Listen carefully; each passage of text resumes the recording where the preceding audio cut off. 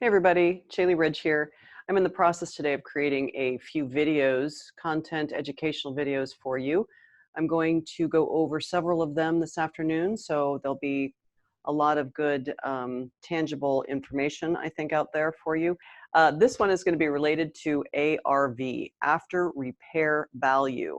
This term is used most commonly under the real estate investor's BRRR method. BRRR stands for buy, rehab, rent, and refi.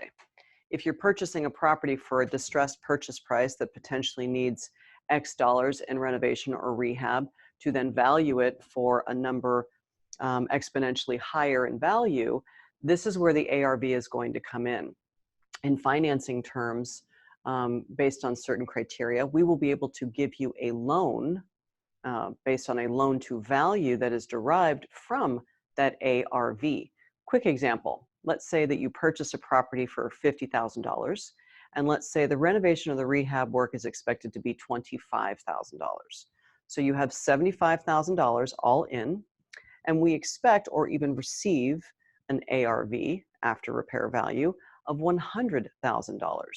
Conventionally speaking, Fannie Mae, Freddie Mac, the loan that you're going to take out as a cash out refinance is going to be at 75% of that ARV.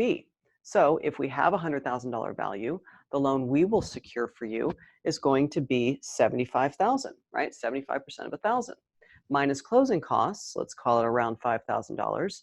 You would pocket the difference. $70,000 is going to go back into your pocket from your $75,000 initial acquisition cost. That would be an example. And that's how you define ARV. Thanks for listening.